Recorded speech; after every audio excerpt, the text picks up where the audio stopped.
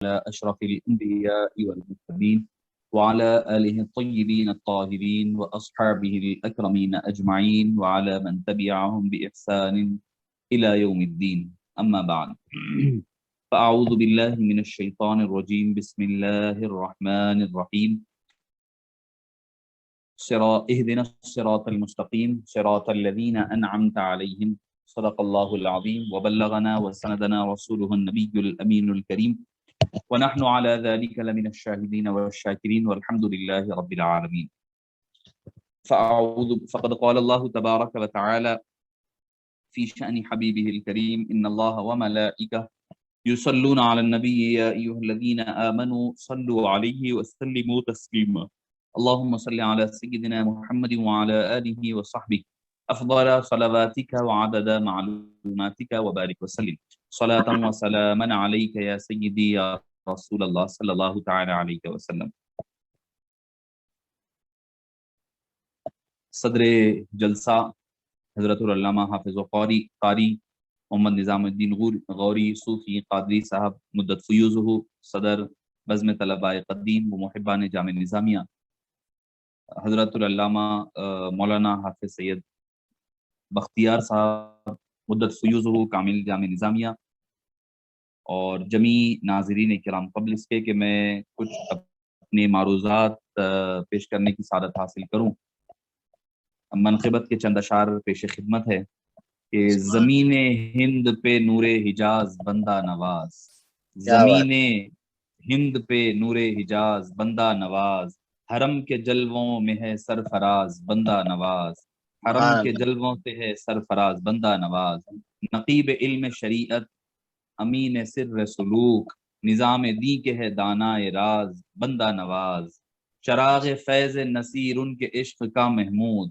چراغ فیض نصیر ان کے عشق کا محمود، دیار صدق و صفا کے ایاز بندہ نواز، دیار صدق و صفا کے ایاز بندہ نواز، غبار پستی و داغ نشیب ہیں ہم لوگ، بہار رفعت و باغ و فراز بندہ نواز، پڑھو زبان محبت سے ان کا عشق رسول، پڑھو زبان محبت سے ان کا عشق رسول، ہے ایک ترانے سوز و گداز بندہ نواز، ہے ایک ترانے سوز و گداز بندہ نواز، بدن وطن میں جگر کی جبی مدینے میں، بدن توجہ چاہتا ہوں شعر پر کہ بدن وطن میں جگر کی جبی مدینے میں، وفا کی پڑھ کے ایسی نماز بندہ نواز، وفا کی پڑھ کے گئے ایسی نماز بندہ نواز، فلک بھی قطب دکن کی بلندیوں پہ نثار،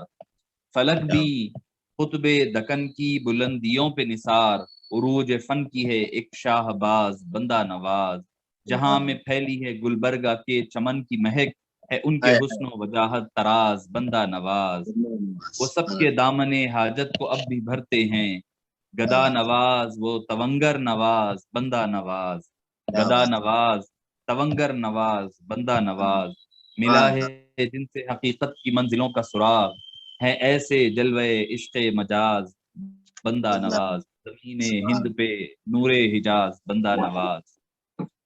معزز سامعین کرام، شفیق بزرگوں اور عزیز ساتھیوں اور علماء کرام، میرے لیے سعادت کی بات ہے کہ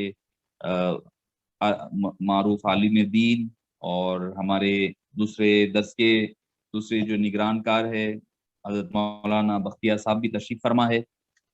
کچھ معروضات آپ حضرات کے جیسا کہ حسب وعدہ اور حسب معمول آپ کی گوشہ گزار کرنے کی سعادت حاصل کی جائے گی۔ معزز سامعین کرام، اللہ عز و جل، اب بندہ جب نماز کے لیے ٹھہرتا ہے تو نماز کے لیے جب بندہ آتا ہے تو وہ پہلے تو ایماندار ہوتا ہے، ایمان مومن اور مسلمان ہوتا ہے، وہ تبھی تو نماز کے لیے آئے گا۔ اب آ کر کے انہیں نماز کے لیے ٹھہر گیا ہے، وضو کر لیا، اللہ پر یقین رکھتا ہے، حبیب پاک پر یقین رکھتا ہے، سارا کچھ کر کے تیار ہو کر کے اب نماز کے لیے آیا ہے۔ اب نماز کے لیے ثنا پڑھا، اس کے بعد پھر تعوذ اور بسملہ کے بعد سورہ فاتحہ کا آغاز کرتا ہے۔ سورہ فاتحہ کا آغاز جب کر رہا ہے، وہ کہہ رہا ہے اہدنا الصراط المستقیم، اے باری تعالیٰ مجھے صراط مستقیم کی راہ دکھلا، اس پر چلا۔ اب صراط مستقیم ہے کیا؟ کیا صراط مستقیم ایمان کا نام ہے؟ نہیں، ایمان تو وہ پہلے لایا تبھی تو وہ نماز کے لیے آیا، کوئی کافر تو نماز کے لیے نہیں آتا، وہ پہلے ایمان لایا ہے تبھی تو جا کر کے وہ نماز کے لیے ٹھہرا ہے۔ تو کیا صراط المستقیم کیا نماز ہے؟ بھئی وہ نماز کے اندر ٹھہرا ہے تو صراط مستقیم نماز کیسے ہو سکتی ہے؟ تو اچھا، حضرت سیدنا عبداللہ بن عباس رضی اللہ عنہما سے مروی ہے، آپ فرماتے ہیں کہ اہدنا الصراط المستقیم، یہ صراط المستقیم سے مراد نبی کریم صلی اللہ علیہ وسلم کی ذات مبارکہ ہے۔ صراط مستقیم بندہ عرض کر رہا ہے باری تعالیٰ نماز میں آ کر کے، جو اپنے اللہ کی بندگی کا عروج ہے، مومن کی معراج ہے، اس وقت اللہ کے دربار میں کھڑے ہو کر بندہ عرض گزار ہے کہ اے باری تعالیٰ مجھے حبیب پاک صلی اللہ علیہ وسلم کی نسبت، آپ سے تعلق، آپ سے تمسک، آپ سے تعلق بالرسول مجھے عطا فرما دے۔ اس چیز کی دعا بندہ نماز کی حالت میں اللہ کے دربار میں گوش و گزار کر رہا ہے۔ اچھا، اب اس کے بعد اللہ تعالیٰ فرما سکتا تھا کہ صراط القرآن، قرآن کا راستہ سیدھا راستہ ہے، حدیث کا راستہ سیدھا راستہ ہے، سیرت پاک کا راستہ سیدھا راستہ ہے، اللہ تعالیٰ فرما سکتا تھا، مگر اللہ تعالیٰ نے کوئی بات نہیں فرمائی۔ تو مطلب یہ کہ وہ کوئی یہ انکار نہ کرے کہ قرآن کا راستہ حدیث کا راستہ غلط ہے، نہیں، چونکہ قرآن، کئی لوگ، اللہ تعالیٰ تو سب کچھ جانتا ہے، عالم الغیب والشہادہ ہے، اس کے علم قدرت میں یہ بات ہے تھی کہ کچھ لوگ آئیں گے جو قرآن کی آیتیں بھی پڑھیں گے اور قرآن کی آیتوں کا غلط معنی اور مطالب نکال کر کے دوسروں کو راہ راست سے گمراہ کریں گے، اسی لیے اللہ تعالیٰ نے صراط القرآن نہیں فرمایا۔ حدیث کے بھی ہم دیکھ رہے ہیں آج کل، کبھی حدیث ضعیف بن جاتی ہے، مرضی اپنی ہوتی ہے تو وہ حدیث صحیح بھی بن جاتی ہے، وہی محدث سے ایک جگہ روایت لیتے ہیں، وہی محدث جہاں اپنے مطلب کی بات نہیں آتی، عقائد کی بات آتی ہے تو وہ محدث ضعیف بن جاتا ہے، نہ جانے اس کے اوپر کلام غیر ثقہ وغیرہ، وہ ساری بحثیں ہوتی ہیں، ہم یہ موجودہ دور میں فتنوں میں دیکھ رہے ہیں۔ تو معزز سامعین کرام، اللہ عز و جل نے اسی لیے نہ قرآن کا راستہ فرمایا، نہ حدیث کا راستہ فرمایا، نہ فقہ کا راستہ فرمایا، بلکہ فرمایا صراط الذین، ان لوگوں کا راستہ، یعنی اس راستے کو بھی لوگوں سے مربوط کر دیا۔ اب کوئی پوچھے گا کہ بھئی اللہ والوں کا ذکر کرنا کہاں پر ہے؟ ہم بندہ نواز سرکار کا آج ذکر کرنے کے لیے بیٹھے ہیں، یہ کہاں لکھا ہوا ہے؟ تو معزز سامعین کرام، سورہ فاتحہ میں اللہ تعالی ہم سے 5 مرتبہ یہ پڑھوا رہا ہے، کیا؟ کہ صراط الذین انعمت علیہم، ان لوگوں کا راستہ، اس راستے کو بھی اللہ نے لوگوں کے ساتھ جوڑ دیا، یعنی غیر اللہ کے ساتھ، اور وہ اللہ نہیں ہے۔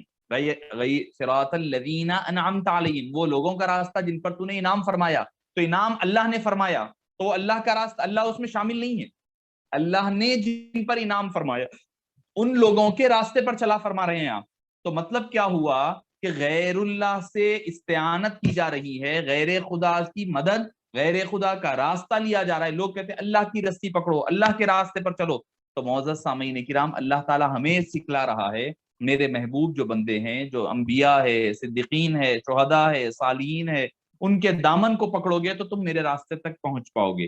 مجھے راستہ اگر پکڑنا چاہو تو اللہ تو راستہ، سیدھا راستہ بھی انہی کا عطا فرما رہا ہے۔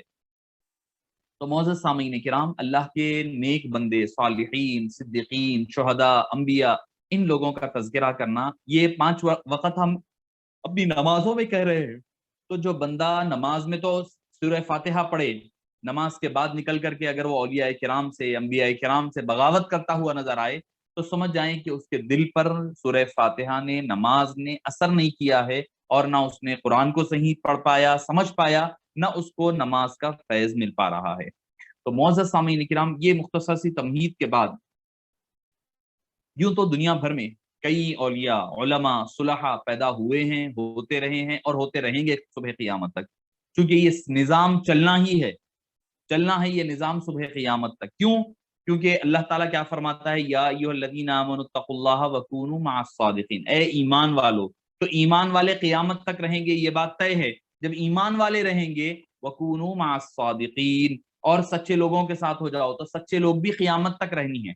صالحین اور اولیاء، علماء، صلحاء، یہ قیامت تک رہنے والے ہیں، جب تک یہ ہے دنیا باقی ہے۔ جب یہ ختم ہو جائیں گے تو اس وقت قیامت کا ظہور ہوگا، قیامت قائم ہو جائے گی۔ تو معزز سامعین کرام، وقتاً فوقتاً یہ جو انبیاء کرام کا جو مشن تھا، یہ ورثۃ الانبیاء کی جو منصب تھا، اللہ تعالیٰ نے ان اولیاء کرام، علماء کرام، صلحاء کے ذریعے سے جاری و ساری فرمایا۔ دراصل پہلے تو ہوتا یہ تھا کہ علماء، اولیاء جو عالم ہوتے وہ ولی بھی، صالح بھی ہوتے، جو ولی ہوتے وہ عالم بھی ہوتے. اب ہمارے پاس آ کر کے یہ تفریق بن گئی ہے کہ ایک طبقے نے ایک چیز کو پکڑ لیا، دوسرے نے دوسرے کو پکڑ لیا. اب ایک دوسرے کے ساتھ جو وہ کرتے ہوئے نظر آ رہے ہیں، دونوں ایک دوسرے سے علیحدہ ہو گئے ہیں. ورنہ پہلے یہ ہوتا کہ جو جتنا بڑا عالم ہوتا وہ اتنے پائے کا ولی اور صالح ہوتا، اور جو بڑے پائے کے جو صلحاء ہوتے، اولیاء کرام ہوتے، اقطاب ہوتے، اوتاد ہوتے، وہ اسی وقت اپنے دور کے بہترین عالم دین بھی ہوا کرتے. آپ کس کی مثال لے لیں آپ امام غزالی کو لے لیں، امام غزالی کی مثال لے لیں، امام حسن بصری کو لے لیں، سر سخیفی کو لے لیں، جنید بغدادی کو لے لیں، بایزید بسطامی کو لے لیں، حضرت حضور غوث العظم رضی اللہ عنہ وارضاہ کو لے لیں. آپ نے پہلے علوم ظاہری حاصل کیا، پھر اس کے بعد علوم باطنی کی طرف توجہ فرمائی. تو معزز سامعین کرام، حضور دادا پیر علیہ الرحمت والرضوان جو اکثر فرمایا کرتے کہ آپ فرماتے کہ علم شریعت جو ہے دودھ ہے، علم شریعت دودھ ہے، طریقت، حقیقت، معرفت ایک دہی ہے، ایک مسکہ ہے، ایک ملائی، ایک گھی ہے. آپ فرماتے ہیں دودھ ہے تو دہی ہے، دودھ ہے تو مسکہ ہے، دودھ ہے تو گھی ہے. اگر دودھ ہی نہیں ہے، شریعت نہیں ہے، تو پھر ساری چیزیں بیکار ہیں. تو معزز سامعین کرام، اپنے وقت کے اولیاء کرام، اپنے وقت کے اعلیٰ درجے کے علماء اور فقہا بھی ہوا کرتے. خود بندہ نواز سرکار علیہ رحمہ اپنے بارے میں ارشاد فرماتے ہیں، کیا فرماتے ہیں کہ 4 چیزیں جو ہے بہت کم لوگوں میں شامل ہوتی ہے جو مجھ میں شامل ہوئی ہے. اللہ تعالیٰ نے مجھ میں شامل فرمایا وہ 4 چیزیں. کیا فرمایا کہ فقیہ ہونا، سنی ہونا، صوفی ہونا اور سید ہونا. یہ 4 وصف اوصاف اللہ تعالیٰ نے کم لوگوں میں شامل فرمائے ہیں. کوئی سید ملیں گے آپ کو غیر سادات ہو گئے ہیں.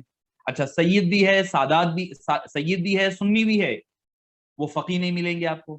اگر فقیہ ہے تو صوفی نہیں ملیں گے آپ کو. اکثر فقہاء کرام صوفیاء کرام نہیں رہے ہیں، صوفیاء کرام میں فقہاء نہیں رہے ہیں. تو معزز سامعین کرام، حضور بندہ نواز سرکار علیہ رحمت والرضوان بلند پرواز کا معاملہ کیا ہے؟ شہباز دکن جن کا لقب مبارک ہے، آپ کا معاملہ یہ ہے کہ آپ اس دکن میں سمجھتا ہوں کہ میں تو کل پڑھ رہا تھا تو مجھے ایک بات میرے لیے ایک نئی تھی، وہ بات کہ بر صغیر میں یعنی انڈیا، پاکستان، بنگلہ دیش میں جو عربی تفاسیر ہوئی ہیں، وہ عربی تفاسیر جو مستقل انداز میں قرآن کریم کی تفاسیر ہوئی ہے، میں پڑھا، اگر میں غلط نہ ہوں تو اگر غلط نہ ہوں میں تو بات یہ میں نے جو پڑھی ہے میری اصلاح فرما سکتے ہیں علماء کرام، کہ سب سے پہلی تفسیر تفسیر ملتقط ہے.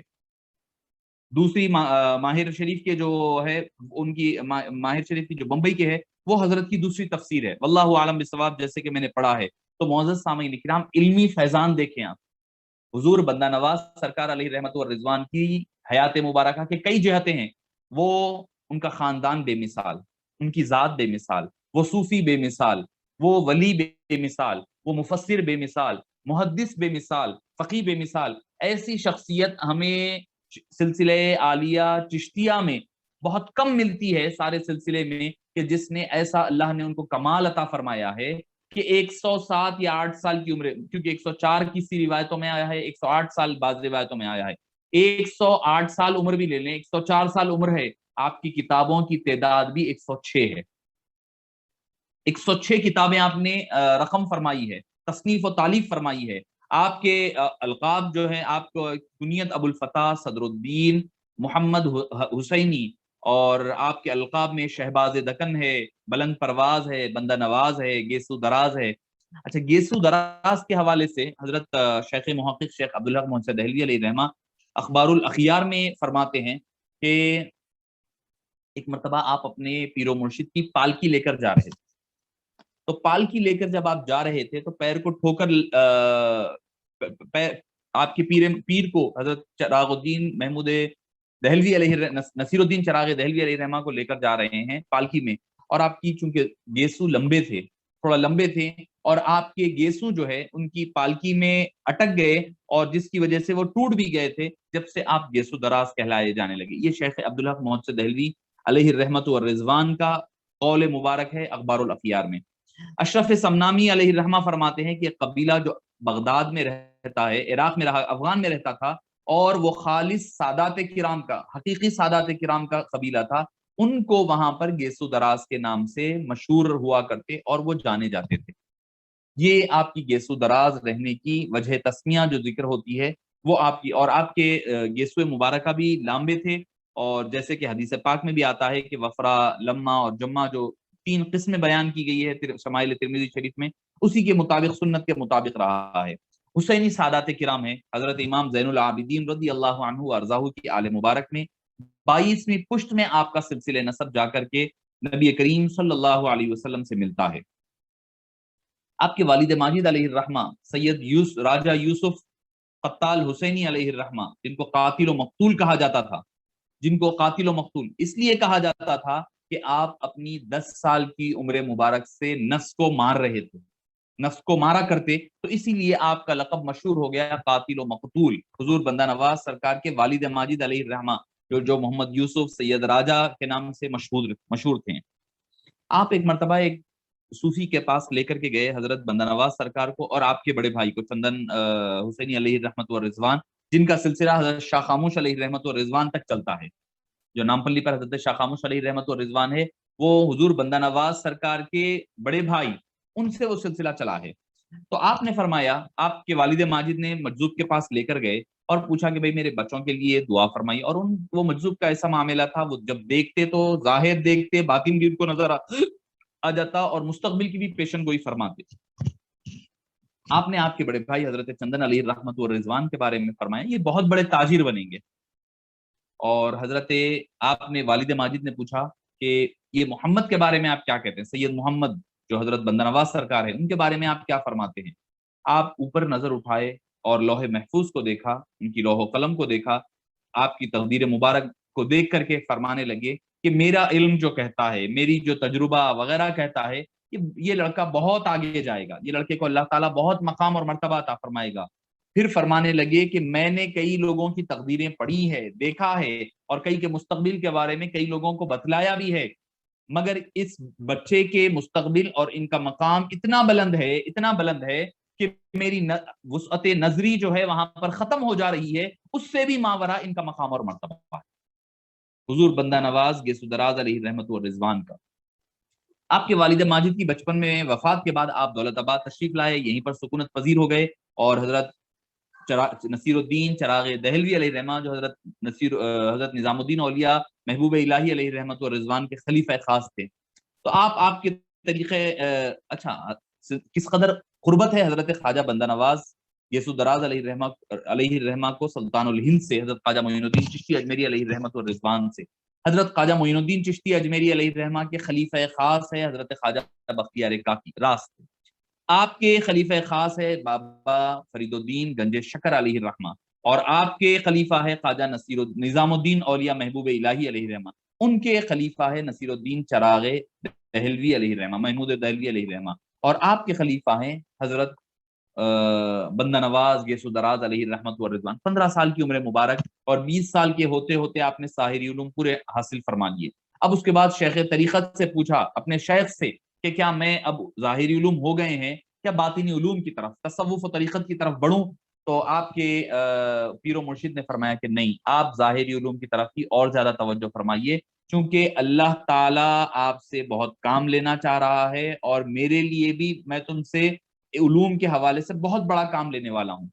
کیسا بڑا کام ہے، کیسا بڑا کام؟ حالانکہ ظاہری علوم ہے، پہلی چیز تو اس سے ظاہری علوم کی اہمیت کا اندازہ ہوتا ہے، علوم شریعت کا اندازہ ہوتا ہے کہ جب تک کہ آدمی کمال درجے کا علم شریعت حاصل نہ کر لے، تصوف کی طرف جانے کے لیے کوشش نہ کرے، کیونکہ جب علوم ظاہری اور شریعت نہیں ہوگا، آپ تصوف میں کمال حاصل کرنا چاہیں گے تو کئی مرتبہ آدمی یہاں پر قدم لڑکھڑا جاتے ہیں اور گمراہ ہونے کا اندیشہ رہتا ہے۔ آپ اندازہ لگائیے سارے علوم مکمل ہو چکے ہیں، اس کے باوجود، اور ایک واحد حضرت، آپ اکثر دیکھتے ہیں کہ پیر و مرشد کی تعریف میں مریداں قصیدے لکھتے ہیں، مگر واحد ایسے مرید ہے جن کا قصیدہ آپ کے پیر و مرشد نے لکھا ہے۔ حضرت نصیر الدین چراغ دہلوی علیہ رحمہ نے آپ کا قصیدہ لکھا، اور کیا فرمایا؟ جو گیسو دراز بندہ نواز کا گیسو دراز کا مرید ہو گیا وہ عشق باز ہو جاتا ہے، جو گیسو دراز کا مرید ہوتا ہے وہ عشق باز ہو جایا کرتا ہے۔ تو معزز سامعین کرام، حضور بندہ نواز علیہ رحمت و رضوان کا معاملہ ایسا ہے کہ آپ نے اپنے پیر و مرشد کے حکم پر علوم ظاہری میں اور کمال اور دسترس حاصل کیا. کیسا کمال حاصل کیا؟ میں ایک دو تین آپ کو مثالیں دوں گا آپ کے تفسیر کے حوالے سے. تفسیر ملتقط جو چھپی ہے آپ کی، تو اس کے حوالے سے دو تین باتیں آپ کے گوشہ گزار کروں گا. آپ اکثر قرآن کریم کی آیت پڑھتے ہیں الطلاق مرتان، طلاق 2 مرتبہ ہے. طلاق بولتے ہیں ہمارے ذہنوں میں باطن آ جاتی ہے، میاں بیوی کا رشتہ آ جاتا ہے. نکاح ہے، نکاح کے اپوزٹ طلاق ہے کہ بھئی آدمی نکاح کرتا ہے، اس کے بعد اگر نہیں بنتی ہے دونوں میں تو دونوں میں طلاق ہوتا ہے، ہمیں یہ پتا ہے. مگر معزز سامعین کرام، اللہ والے کون ہوتے ہیں؟ اللہ تعالیٰ جن کے دلوں کو کھول دیتا ہے، ہر راز ان کے دلوں سے واہ ہو جاتا ہے، کھل جاتے ہیں پردے. فرماتے ہیں کہ 2 طلاق ہے. ایک طلاق 2 قسم کی ہے. آپ نے فرمایا طلاق 2 قسم کی ہے. اس طلاق و مرتان کی آیت کی تفسیر میں فرمایا طلاق 2 قسم کی ہے. پوچھا کہ طلاق 2 قسم کی کون سی ہے؟ فرمایا ایک طلاق، پہلی طلاق دنیا کو دینا ہے، دوسری طلاق آخرت کو دینی ہے. لوگ پوچھنے لگے دنیا کی طلاق سمجھ میں آ رہی ہے، دنیا سے کنارہ کشی کرنا، دنیا سے دور ہو جانا، یہ سمجھ میں آ رہا ہے، آخرت کو طلاق دینا کیا ہے؟ آپ نے فرمایا کہ جب آدمی سالک دنیا کو بھی طلاق دیتا ہے اور آخرت کی یعنی جنت کی طلب اور دوزخ کا خوف اور اس کا ڈر، جب ان دونوں چیزوں کو طلاق دیتا ہے تب وہ اللہ کی اس کی ساری عبادتیں اللہ کے لیے خالص ہو جاتی ہے. وہ اللہ کے لیے خالص عبادتیں کیا کرتا ہے. تو ایک طلاق ادھر دے دنیا کو، ایک طلاق آخرت کو دے دے. ایسے نکات آپ کو ملیں گے، ویسے نکات آپ نے کبھی کوئی دوسری تفاسیر میں نہیں پڑھے ہوں گے. بسم اللہ الرحمن الرحیم کے حوالے سے آپ فرماتے ہیں کہ نصل الی رب الرحمن بوسیلۃ الرحیم، ہم رب رحمان کے دربار میں پہنچے بوسیلۃ رسولنا الرحیم، رسول اکرم جو رحیم ہے ان کے وسیلے سے رحمان پروردگار تک پہنچے. اس کی دلیل کیا دیتے ہیں؟ آپ فرماتے ہیں رؤوف الرحیم وبالمؤمنین رؤوف الرحیم، سورہ توبہ کی دوسری آخری آیت میں ہے. تو فرماتے ہیں رحیم حبیب پاک کا لقب ہے. بسم اللہ الرحمن الرحیم میں رحمان اللہ کی صفت ہے اور رحیم حبیب پاک صلی اللہ علیہ وسلم کی صفت ہے. تو مطلب کیا؟ اللہ سے عرض کر رہے ہیں باری تعالیٰ ہم تیرے دربار میں، رحمان پروردگار کے دربار میں رحیم مصطفیٰ جان رحمت صلی اللہ علیہ وسلم کے ذریعے سے پہنچ رہے ہیں. اور فرماتے ہیں قیامت میں خدا رحمان ہوگا، مصطفیٰ رحیم ہوا کریں گے. سبحان اللہ، سبحان اللہ. خدا رحمان ہوگا اور مصطفیٰ رحیم ہوں گے. تو آپ اندازہ لگائیے جب 2 رحموں کے درمیان ایک رحمان ہے ایک رحیم ہے، جب ہم غلام جب بیچ میں جائیں گے تو ہمارا تو بس دو طرفہ رحم ہی رحم ہوگا. ادھر سے بھی رحمانیت کے چشمے، رحم کے چشمے پھوٹ رہے ہوں گے، ادھر سے رحمت بھی برس رہی ہوگی. 2 رحموں کے درمیان سے ہمارا گزر ہو جائے. اللہ سے اسی بات کی امید ہے اور یقین ہے کہ اللہ تعالی ہمارا اسی طرح حشر فرمائے گا. اچھا، کاف ہا یا عین صاد تفسیر الملتقط میں کاف ہا یا عین صاد آپ پڑھیں گے تو سب کو پتا ہے یہ حروف مقطعات ہے. اس کا معنی اور مطالب اللہ اور اللہ کے حبیب بہتر جانتے ہیں. اہل سنت والجماعت کا اس پر اتفاق ہے. مگر اللہ تعالیٰ جن کے لیے علوم کھول دے، کیونکہ پیر نے فرمایا تھا کہ تم علوم حاصل کرو، اللہ تم سے بڑا کام لینے والا ہے، میرے لیے بڑا علمی کام کرنا ہے. یہ بڑا علمی کام ہو رہا ہے کیا؟ اس کے عقدے کھول رہے ہیں، اس کے معاملات کھول رہے ہیں، اس کی چیزوں کو واہ فرما رہے ہیں، اسرار و رموز کو. فرماتے ہیں کاف ہا یا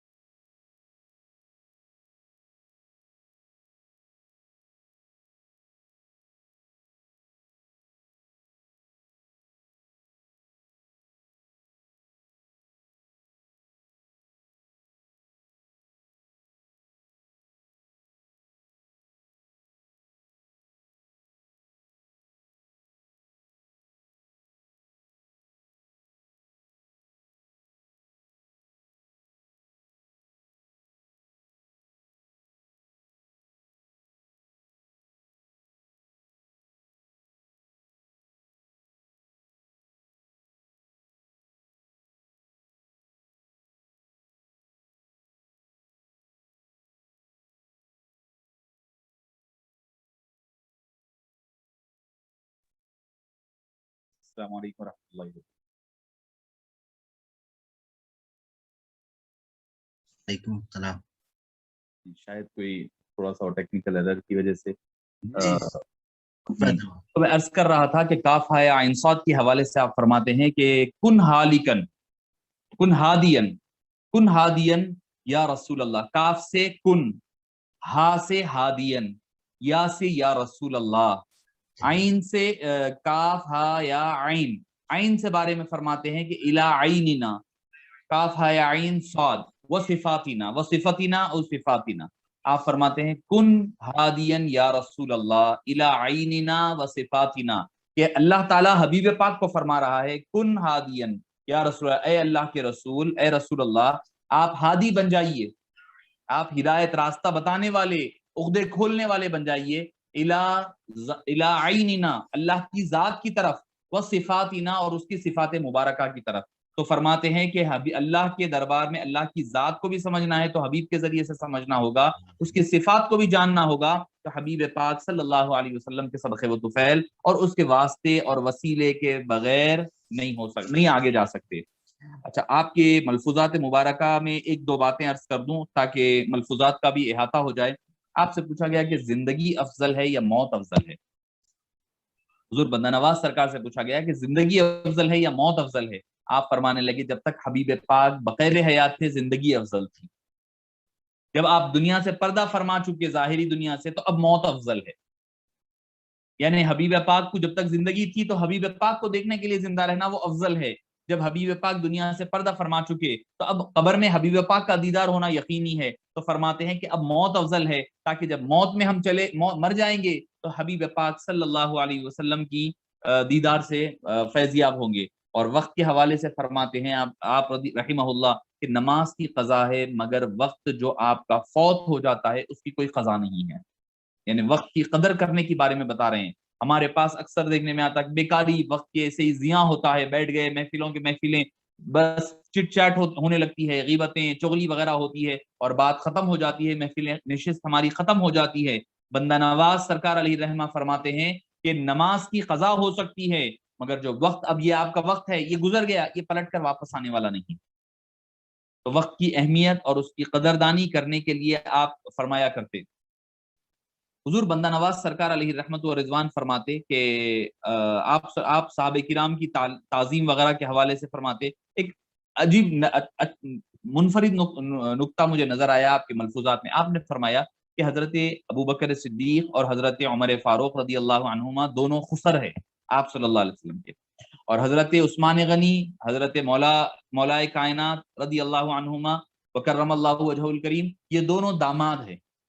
آپ فرماتے ہیں خسر کا مرتبہ والد کے برابر ہوتا ہے، کیونکہ ایک اور حدیث میں بھی آیا نا، آدمی کے تین باپ ہوتے ہیں، ایک وہ جس نے اس کو جنم دیا، ایک وہ جس نے اس کو تعلیم اور تربیت دی، ایک وہ جس نے اس کو اپنی بیٹی دی، تو باپ تین ہو گئے، تین قسم کے ہو گئے۔ تو آپ فرماتے ہیں کہ دونوں شیخین کریمین جو ہے حضرت ابو بکر اور حضرت عمر رضی اللہ عنہما، دونوں خسر ہونے کی وجہ سے مثل والد ہیں اور دونوں داماد ہونے کے اعتبار سے مثل بیٹے ہیں۔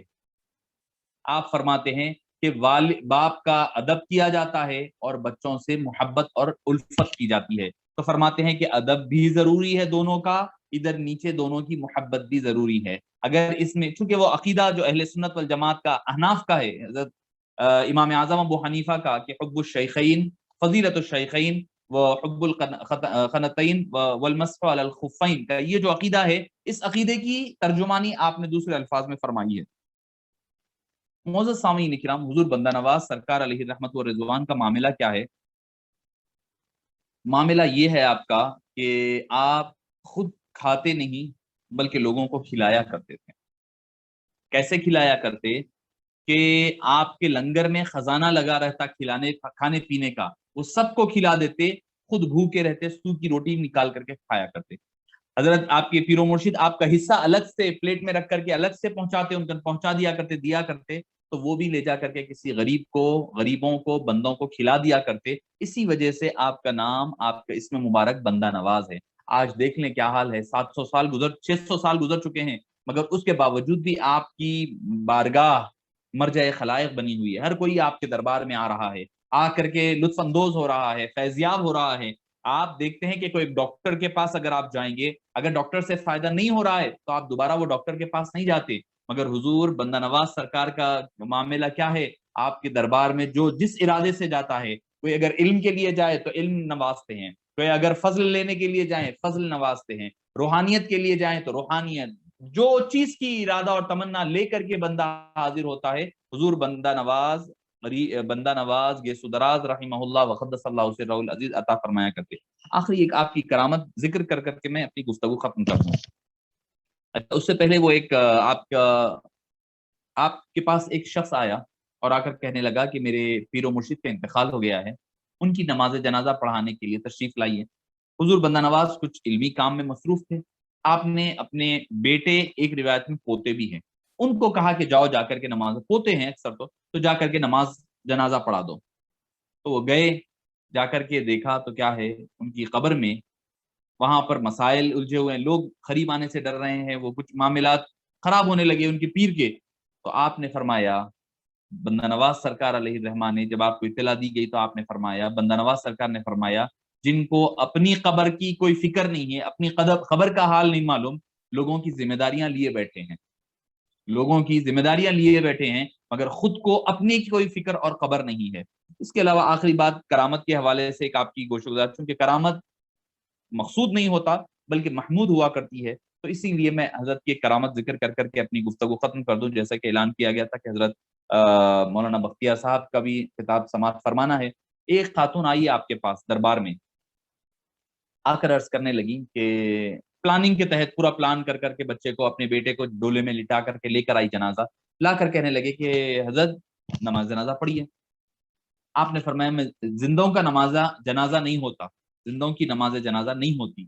تو ان کا پلان یہ تھا کہ حضرت جب نماز جنازہ شروع کریں گے تو ان کا بیٹا اٹھ کر بیٹھ جائے گا، نعوذ باللہ حضرت کی تضحیک کریں گے، حضرت کا مذاق اڑائیں گے، اور حضرت کوئی بڑے ولی یا پھر کوئی صالح یا پھر مومن صالحین میں سے نہیں ہے، یہ بتانا مقصود تھا ان کا۔ حضرت نے فرمایا کہ مومنین کا زندوں کا جنازہ نہیں پڑھا جاتا۔ تو اس کے بعد پھر فرمایا، اس کے بعد کہنے لگے، پھر وہ خاتون کہنے لگی، دوبارہ کہنے لگی کہ حضرت آپ جنازہ پڑھائیے۔ آپ نے فرمایا زندوں کا جنازہ نہیں پڑھا جاتا۔ بار بار اس کا اصرار ہونے لگا تو آپ اٹھے اور اٹھ کر کے اس کا نماز جنازہ پڑھا دیا۔ جو ڈولہ رکھا ہوا تھا، جو میت لائی گئی تھی، اس کا جنازہ پڑھا دیا گیا۔ اب جنازہ پڑھانے کو تو پڑھا دیے، اب ان کا جو پلان تھا، پلان کے تحت وہ بندہ تو اٹھ نہیں رہا ہے۔ اب یہ لوگ پریشان ہیں جو لے کر آئے تھے ارادے کے ساتھ مذاق اڑانا۔ تو مطلب یہ کہ پہلے دور میں 800-600 سال پہلے بھی اولیاء کرام کا مذاق اڑانا یا ان کے ساتھ ٹھٹا مذاق کرنا یا ان کو آزمانے کے لیے ان کی کرامتیں ہے نہیں ہے، بزرگ ہے، چیک کرنا، یہ آج کی بات نہیں ہے، یہ پہلے سے بھی لوگ رہے ہیں، یہ پہلے سے بھی لوگ رہے ہیں۔ تو پتا چلتا ہے کہ یہ نئی بات نہیں ہے، ایک گروہ چاہنے والا رہا ہے، ایک گروہ نہیں چاہنے والا، آپ کی اولیاء کرام کی دشمنیاں کرنے والا رہا ہے۔ تو معزز سامعین کرام، حضور بندہ نواز نہ پڑھا دیے، جنازہ ہٹ گئے۔ اب اس کے بعد ہوا کیا کہ لوگ یہ دیکھنے لگے کہ بندہ جو ہے بہت دیر رہا تو کیا سو گیا کے اندر۔ جب اس کی جنازے کا کھولا گیا تو حقیقت میں اس کی روح پرواز ہو چکی۔ کیوں؟ کیونکہ اللہ کے جو نیک بندے ہوتے ہیں، صالحین جو ہوتے ہیں، خود اللہ فرماتا ہے من عاد لی ولیا فقد آذنتہ بالحرب، جو کوئی میرے اولیاء کے ساتھ دشمنی رکھے گا، بغاوت کرے گا اور ان کے لیے کینہ کپٹ رکھے گا، فقد آذنتہ بالحرب، تو میں اس کے خلاف جنگ کا اعلان کرتا ہوں۔ تو جب اللہ تعالیٰ یہ دیکھا کہ میرا صالح بندہ اپنے کام سے کام رکھا ہوا تھا، یہ ان کو چھیڑا نہیں تھا، یہ خود شرارت کے طور پر آئے، آ کر کے ان کی مخالفت کرتے ہوئے، ان کی شان میں گستاخی کرتے ہوئے، ان کے بارے میں سوء ظن رکھتے ہوئے، ان کی تضحیک کے ارادے سے آئے، اللہ نے کہا کہ میرے بندے مومن کی زبان سے نکل چکا ہے کہ زندوں کی نماز جنازہ نہیں ہوتی۔ اللہ نے فرمایا کہ اللہ نے ارادہ فرمایا کہ جب میرا بندہ بول دیا ہے کہ زندوں کی جنازہ نہیں ہوتی، تو اس بندے کو ایک عبرت سکھانے کے لیے مردہ بنا دیا، بنا کر کے ان کی نماز جنازہ پڑھا دی گئی۔ وہ فوت ہو گیا۔ اب آ کر خاتون رونے لگی، گڑ گڑانے لگی، اگر ہم ہوتے تو کیا کرتے ہیں، ہاں چلو بھائی ہمارا مذاق اڑائے تھے نا، آپ دیکھیں گے، اب پھرو گلی گلی کے ٹھوکریں کھاتے پھرو بول کر ہم بھیج دیتے، مگر وہ بندہ نواز تھے، وہ بندہ نواز بلند پرواز حضرت خواجہ قطب دکن، شہباز دکن، آپ کی ذات مبارکہ تھی۔ آپ نے فرمایا ٹھیک ہے، اللہ کے دربار میں اس خاتون کی طرف سے معروضہ رکھ کر کے آپ نے دعا فرمائی، تو اللہ تعالیٰ نے اس بندے کو، اس بچے کو دوبارہ حیات عطا فرما دی، وہ پھر دوبارہ زندہ ہو گیا، اور وہ خاتون نے پھر سچے دل سے توبہ کر کر کے آپ کے دربار سے رخصت ہوئی۔ تو معزز سامعین کرام، بتلانا مقصود یہ ہے کہ ایک تو آپ کی یہ کرامت ہے، دوسری چیز اس میں آپ کے اخلاق کریمانہ کا پہلو دیکھیں۔ آپ کا اخلاق کریمانہ یہی اصل پہلو ہے، تخلقوا باخلاق اللہ، اللہ کے اخلاق پیدا کرو، یہی اللہ کے اخلاق ہے، یہی اللہ کے اخلاق ہے۔ اولیاء کرام کا مشن یہی رہا ہے ہمیشہ سے، لڑائی جھگڑا نہیں کرنا، جو آپ کی مخالفت کرے کرتا ہے کر لے، آپ کا کام ہے اس کو سیدھی راہ کی طرف لے کر جانا۔ پتھر مارے تو مسکرا کر اس کو کہے کہ بھائی بابا کیا بات ہوئی ہے، کیا کیوں تم پریشان ہو، بھوک لگی ہے، کھانے کی ضرورت ہے، یہ ضرورتوں کو پورا کرنا یہ اولیاء کرام کا وصف رہا ہے۔ اسی لیے اولیاء کرام سے میں کئی مرتبہ عرض کیا ہوں، قیامت تک ابھی جو ہمارے موجودہ حالات ہے، پریشانیاں ہیں، مسلمانوں کی جو کمزوریاں ہیں، یہ جو مسائل مشکلات سماج پورا سسک رہا ہے، اس کا ایک ہی علاج ہے، ایک ہی حضرات کر سکتے ہیں، وہ اولیاء کرام کے آستانے اس کا علاج بہتر انداز میں کر سکتے ہیں۔ کیوں؟ کیونکہ لوگوں کی عقیدت علماء کرام کی طرف اتنی نہیں ہوتی جتنی مرشد اور پیروں کی طرف ہوا کرتی ہے۔ پیران کرام کی طرف جتنی رغبت اور نسبت کے ساتھ آتے ہیں، اتنی نسبت کے ساتھ کوئی اور نہیں آتے، کسی اور جگہ نہیں جاتے۔ مسجد کے مؤذن صاحب، امام صاحب کے پاس لوگ آئیں گے، پوچھیں گے، چلے جائیں گے، مگر جو سبمسو پیر و مرشد کے آگے ہوتا ہے بندہ، کسی اور کے آگے نہیں ہوتا۔ اگر پیر و مرشد اس کی اصلاح کرنے کا ارادہ کر لے پختہ، یقین جانیے کہ پھر سماج میں تبدیلی وہ کون ہے؟ علامہ اقبال نے یہ اسی لیے تو کہا تھا، نکل کر خانقاہوں سے ادا کر رسم شبیری، یہ رسم شبیری ادا کرنے کے لیے خانقاہی نظام کو دوبارہ لانا ہوگا، اور خانقاہی نظام جس وقت پیدا ہو جائے گا، آپ یقین جانیے کہ یہ جو ہمارے پاس ہندوستان بھر میں یا دنیا بھر میں یہ جو مخالفتوں کا جو طوفان ہے، یہ طوفان ختم ہوگا تو ایک ہی ذریعہ ہو سکتا ہے، وہ خانقاہوں ہی نظام سے۔ یہ میں بڑی ذمہ داری کے ساتھ کہہ رہا ہوں، بڑی ذمہ داری کے ساتھ۔ آج آپ غیر مسلم کو اٹھا کر کے دیکھ لیں، آپ دوسرے مکاتب فکر کے جو شدت پسند لوگ ہیں ان کی مخالفت کریں گے، ان کو دہشت گرد کہیں گے، ان کو اریسٹ کریں گے، ان کو ٹیررسٹ مانیں گے، مگر کوئی درگاہ والوں کو یہ نہیں کہے گا کہ یہ لوگ ٹیررسٹ ہیں، یہ لوگ دہشت گرد ہے، نہیں، کیونکہ اولیاء کرام کی مزارات اور ان کے مراکز امن شانتی کا پیغام دینے والے مراکز ہوتے ہیں، ہر ایک کو سینے سے لگاتے ہیں۔ جن کو ان کا اپنا خود بازو بٹھانے تیار نہ ہو، ان کو ہاتھوں سے کھلانے والے کا نام غریب نواز، ان کو سینے سے لگانے والے کا نام بندہ نواز، ان کو اپنی پہلوؤں میں بٹھانے والے کا نام گیسو دراز ہے۔ تو یہ اولیاء کرام کا مشن ہے، اور اولیاء کرام کے مشن ہی کے ذریعے سے اسلام کا اور دین کا اور تصوف کا دوبارہ ارتقا ہو سکتا ہے۔ اللہ عز و جل۔ اچھا، آپ کی سادگی دیکھیں، آپ کے پیر و مرشد کا وصال ہوا، حضرت نصیر الدین چراغ دہلوی علیہ رحمہ کا جب وصال ہوا تو آپ نے اپنے پیر و مرشد کے لیے وہ لگائی کیا چوپایا، جو چوپائی تھی جو اس کی جس پر آپ کو لٹایا گیا تھا، آپ کو جس پر لٹایا گیا تھا چوپائے پر، تدفین وغیرہ ہو جانے کے بعد چوپائے کی ایک رسی کھول لیے اور کھول کر سر پر باندھ لیا، اور فرمایا یہی ہماری خلافت ہے، اور فرمایا یہی ہماری خلافت ہے، یہی ہمارے لیے جو نظام تبدیل ہوتا ہے یہی اتنا ہی کافی ہے، کوئی شعبدہ بازی، کوئی شو پٹر، کوئی دکھاوا نہیں۔ بالکل وہ اپنے پیر و مرشد کے جنازے کی جو چوپائی تھی اس کی رسی باندھ لیے، باندھ کر کے آپ نے بس خرقہ خلافت اتنا ہی تھا، اور اس رسی کا ٹکڑا بندہ نواز جس کو دے دیتے تھے وہ ولی بن جایا کرتا، رسی کا ٹکڑا جس کو دے دیا کرتے وہ اللہ کا ولی بن جایا کرتا۔ اللہ پاک سے دعا ہے کہ باری تعالیٰ جو کچھ کہا اور سنا گیا اس کو قبول فرما، کہنے اور سننے والوں کو عمل کی توفیق نصیب فرما، اور حضور بندہ نواز گیسو دراز علیہ رحمت و رضوان کے فیوز و انوار سے، فیوز و برکات سے ہم سب کو مالا مال فرما۔ صلی اللہ تعالی وسلم علی خیر خلقہ سیدنا محمد و آلہ و صحبہ اجمعین والحمد للہ رب العالمین۔